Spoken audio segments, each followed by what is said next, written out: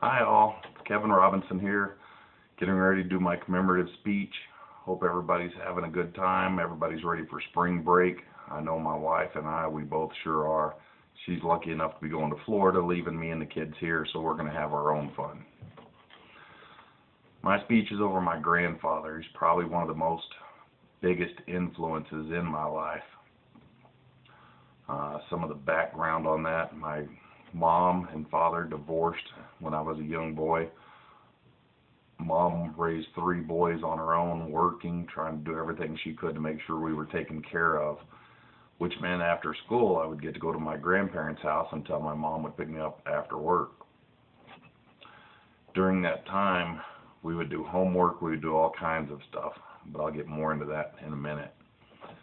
He was a unique man. He was married to my grandmother, Jean Thomas, who was the daughter of missionaries. They were missionaries over in China. She spent a lot of her raising and upbringing in China, so she always had a lot of China stuff around her house. It was really cool. Together they had adopted my uncle, Uncle Jimmy, when he was a young boy. They had him for a couple of years when they decided to adopt more family members.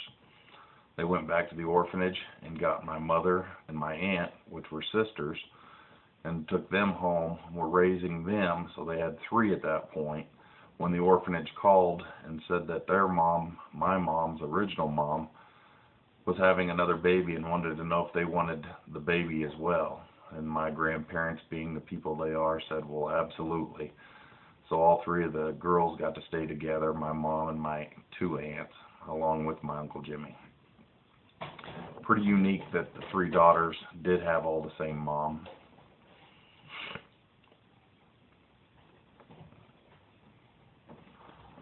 Granddad, like I said, we'd come home after school and do homework, get into math and algebra. He was a military man. He was in the Air Force. He's kind of famous. You can look him up online, Robert W. Clyde. He shot down, or was credited with, the last kill of World War II. He flew a P-61. The name of the plane was Lady in the Dark. Pretty big, I guess. I always thought it was really cool that I could say that. Not too many kids or relatives of kids get to say something like that. It's somewhat controversy. They're saying there's another one that came about years later, but everything I've researched shows it to be my grandfather that actually had the last kill. He would tell me those stories while we were doing algebra and how he had to figure out math to be a pilot and angles and vectors, and we'd get into details. It was really, really cool. I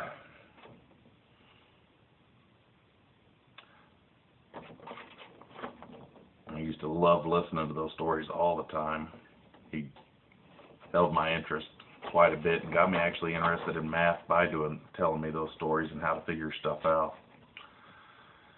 When I was a kid, like I said, I credit him for being the man in my life through my teenage years.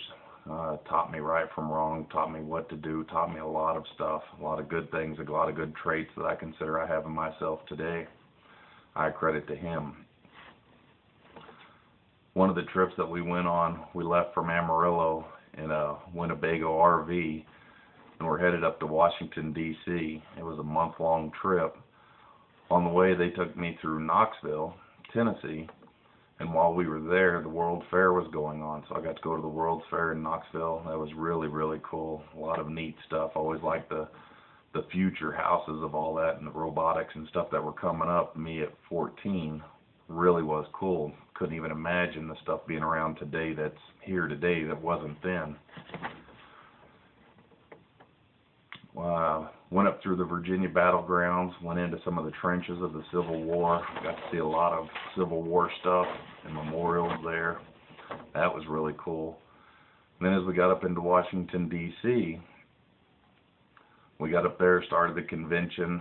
After the convention, we stayed for an extra week, and he started taking me to the Smithsonian Institutes. We went into the Air and Space one, and it was really kind of emotional then.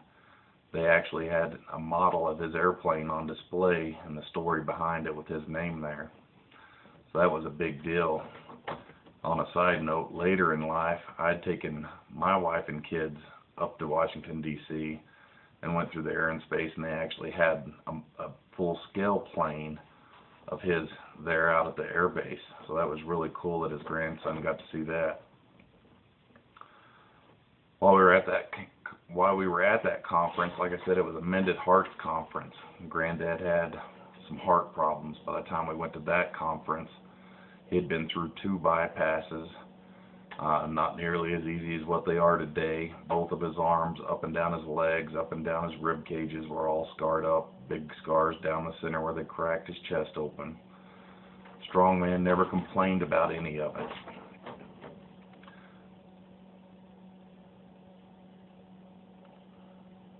He, like I said, raised me throughout the majority of my life. I consider him one of the strongest influences in my life. I miss him a lot. Look forward to seeing him again someday. Thank you.